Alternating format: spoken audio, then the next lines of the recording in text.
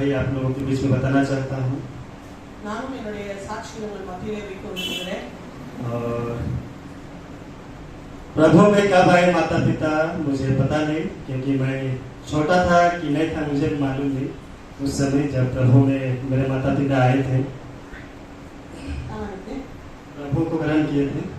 எனக்கு வந்து நான் சின்னதா இருந்தேன், எனக்கு விவரம் தெரியாது. அதுக்கு முன்னாடி ஆண்டவராகிய இயேசு கிறிஸ்துவை என்னுடைய அம்மா அப்பா சொந்த ரட்சகராக ஏற்றுக்கொண்டார்கள்.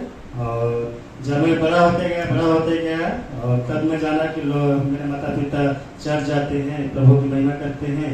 लेकिन जब मैं बड़ा हुआ, लगभग 7th क्लास में जब मैं पढ़ने लगा, तो उस समय से मेरा जीवन प्रभु से दूर हो गया। जब मैं छोटा था तो कुछ चर्च करने में जाता था, लेकिन जब बड़ा होते गया मैं प्रभु से दूर होते गया।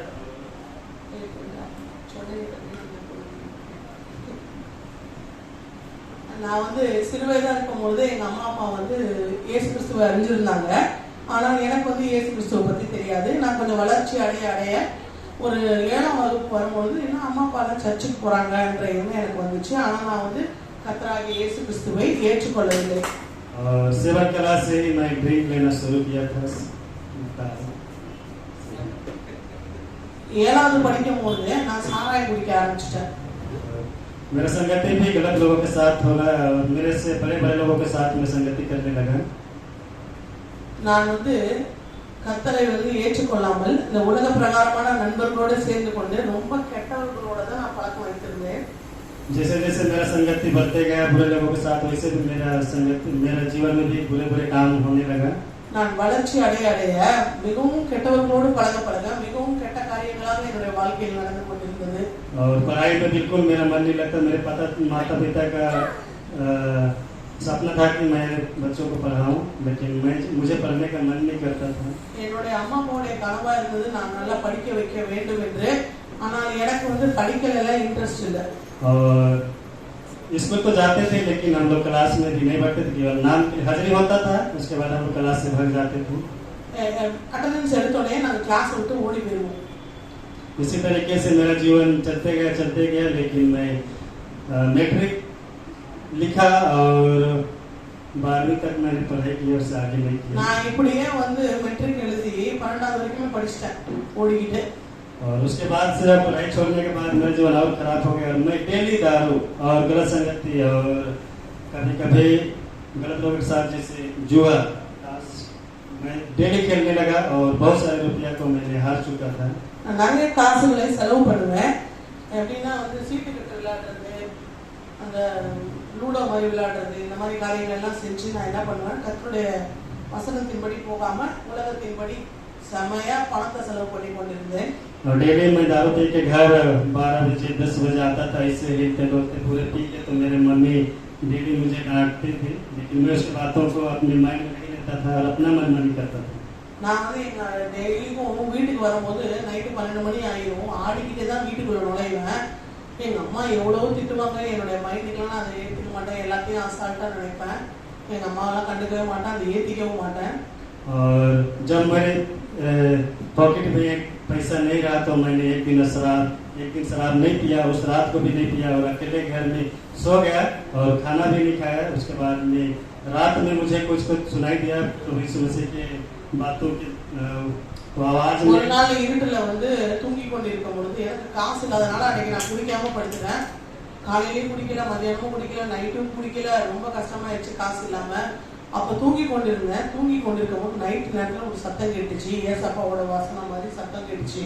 मत्ती 6:33 में लिखा है, மத்தேயு 6ஆம் அதிகாரத்துல पहले तुम परमेश्वर के राज और उसके धर्म की खोज करो, कि ये तुम्हें सब उसके नीड है। முதலாவது தேவனுடைய ராஜ்யத்தையும் அவருடைய நீதியை தேடுங்கள், அப்பொழுது உங்களுக்கு இவைகள் எல்லாம் கூட கொடுக்கப்படும் என்ற வார்த்தையின்படி इस वचन ने मेरे जीवन को बदला। அந்த வசனம் என்னுடைய வாழ்க்கையை மாற்றிச்சு। कैसे बदला? वो वचन सुनते ही आप डर गए, सुनाई दिया था? इस वचन हाँ सुनाया मैंने। जब बाइबल खोला तो इसी वचन में लिखा। आपको बाइबल खोजने के लिए कैसा मन किया था?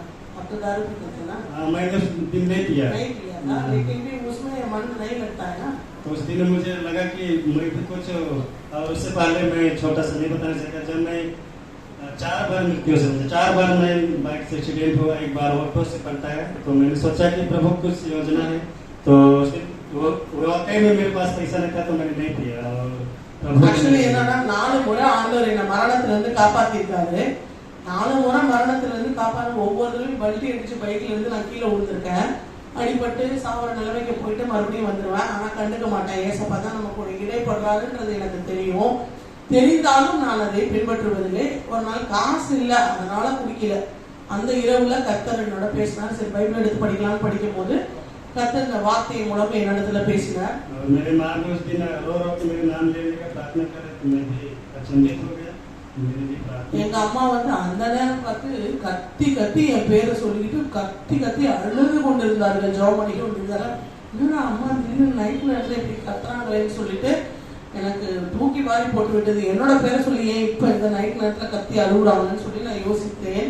उसके बाद से मैं सारे गलत कामों को छोड़ दिया और मैं भी पढ़ने लगा और मैं भी प्रार्थना भी करने लगा। उसके बाद से मैं कई करूँगा जब प्रभु ने मुझे 4 बार मृत्यु से बचाया तो प्रभु कुछ योजना होगा तो मैं ஆண்டவர் வந்து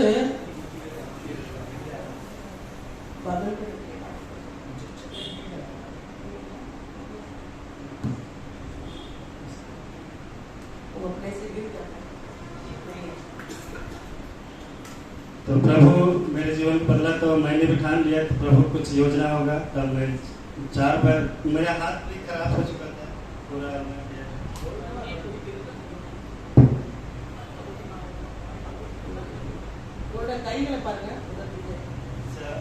ये ऑटो से मैं चला रहा था, ड्राइव कर रहा था तो मेरा हाथ ஆட்டோல இருந்து நான் விழுந்தது, என் கைகள் எல்லாம் உடைந்து போய் விட்டது।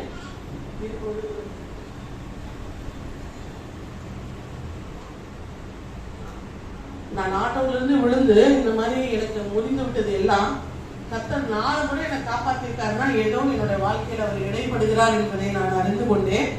என்னுடைய அம்மாவின் கண்ணீருடைய ஜெபத்தை நான் கேட்டு நானும் அழுது ஜெபிக்க ஆரம்பித்து விட்டேன்। और शीशा घुस गया था, शीशा இதுல கண்ணாடி எல்லாம் குத்தி உள்ள போயிடுச்சு இந்த கையில। और जख्म ठीक होने के 2 साल बाद भी शीशा इसमें निकलते रहा। ஒவ்வொரு 2 வருஷம் கழிச்சு இந்த புண்ணு ஆறின பிறகு இதுக்குள்ள இருந்து கண்ணாடி வந்துச்சான்। और 2 साल तक शीशा कुछ जगह निकलता था। ஒவ்வொரு இடத்துலயும் கொஞ்சம் 2 வருஷமாக கொஞ்சம் கொஞ்சம் கண்ணாடியா ஒவ்வொரு இடத்துல இருந்து ஒவ்வொரு நாளைக்கு வருமா।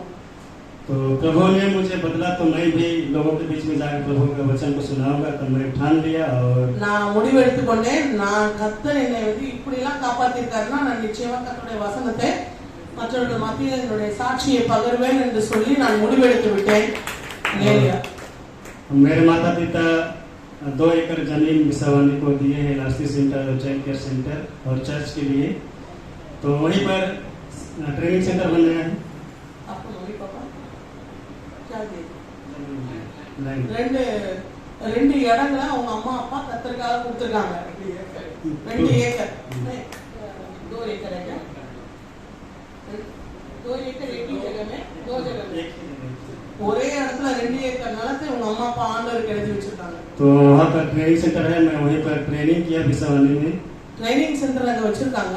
और आज में விஸ்வவாணி கட்டிருக்கா, விஸ்வவாணி வந்து அந்த இடத்துல ட்ரைனிங் சென்டர் கட்டிருக்கு, அதே ட்ரைனிங் சென்டர்ல இவர் படிச்சிருக்காரு। ஹalleluya।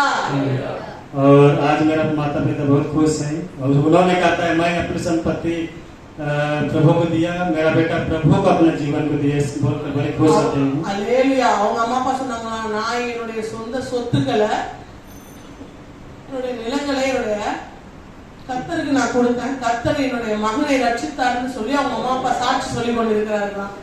और हम लोग 4 भाई हैं और 2 बहन हैं। நாங்க 4 அண்ணன் தம்பிங்க, 2 அக்கா தங்கச்சிங்க। मुझसे बड़ा भाई का डेथ हो गया என்னுடைய மூத்த அண்ணனுக்கு இறந்து போயிட்டாரு। और हम लोग अभी 3 भाई हैं और दोनों सिस्टर की शादी हो चुकी है, बहन का। 2 அக்காங்களுக்கும் கல்யாணம் ஆகி விட்டது। मेरा भी शादी हो गया है, எனக்கும் கல்யாணம் ஆயிடுச்சு, एक बच्चा है, ஒரு குழந்தை இருக்குது, एक बेटा है, ஒரு பையன் இருக்கான்। 4 years 8 month हो गए। 5 வயசு ஆகிறதுக்கு 2 மாசம் கம்மி।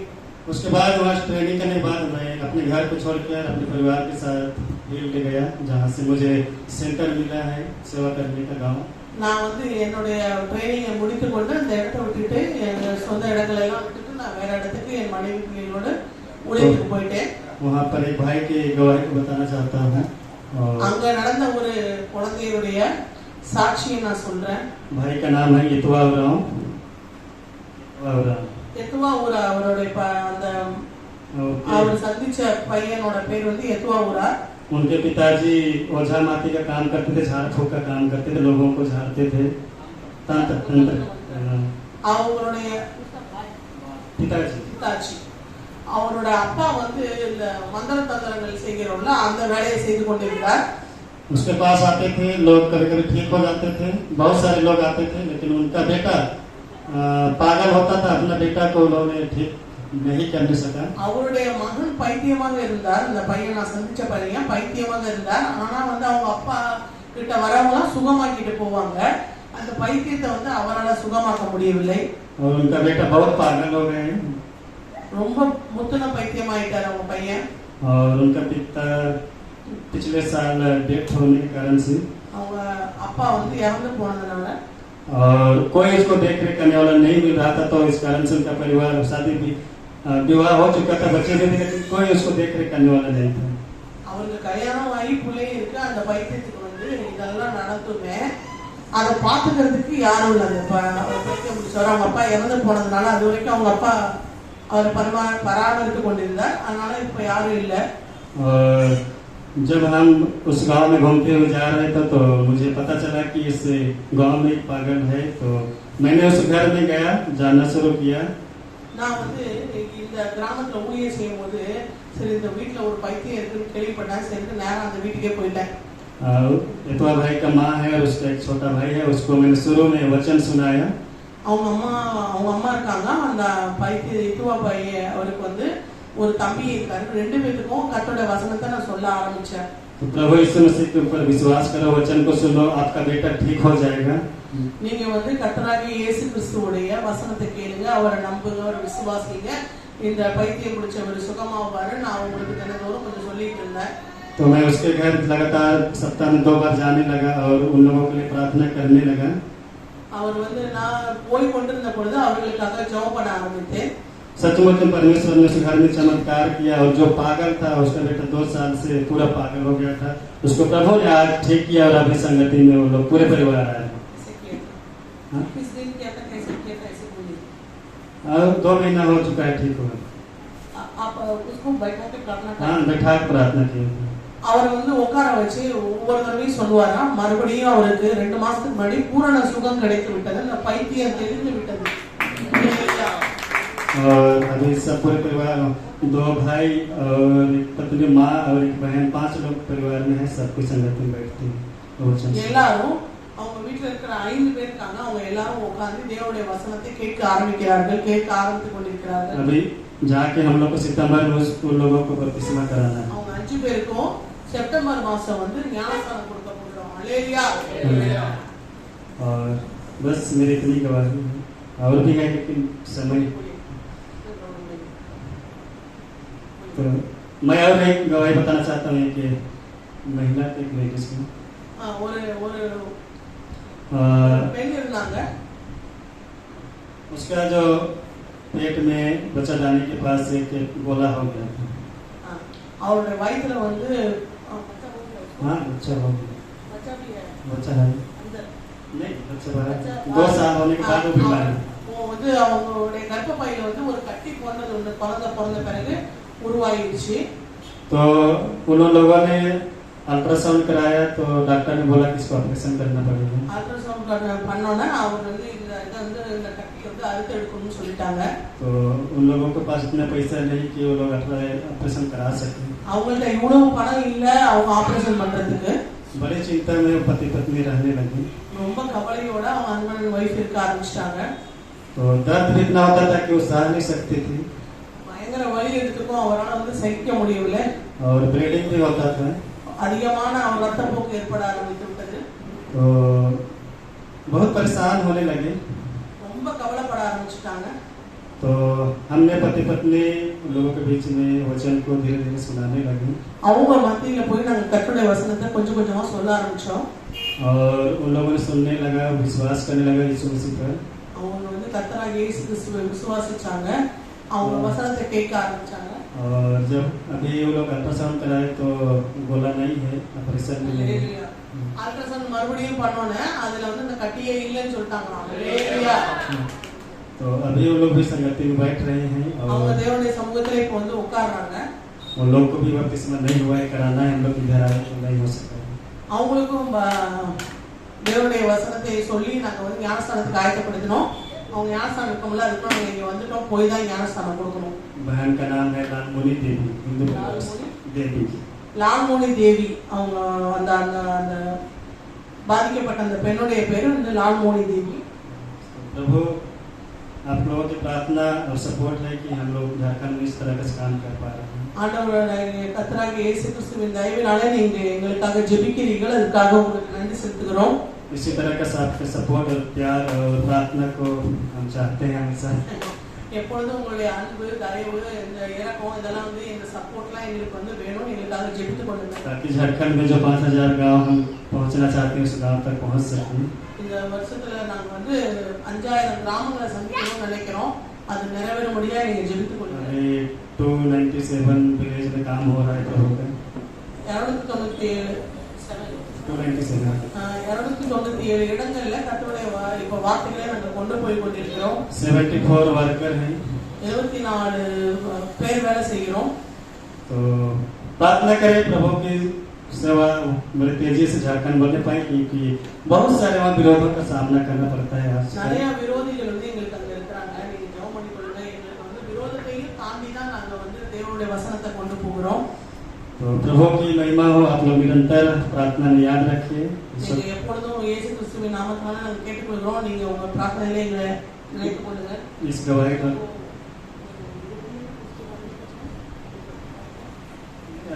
नॉर्मल है वो ज्यादा प्रचार है नहीं, लेकिन अभी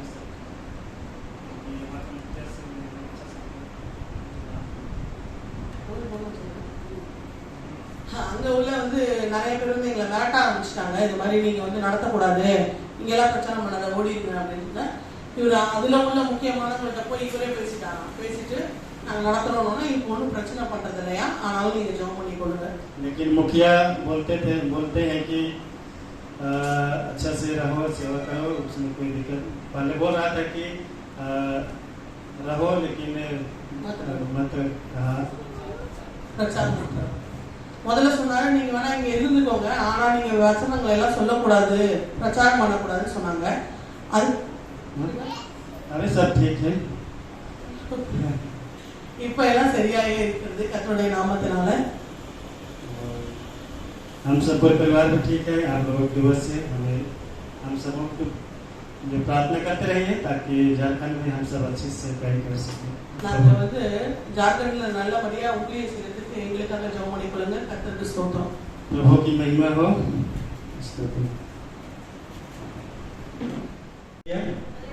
मेरी ओर से सबको जय मसीह यीशु सहाय।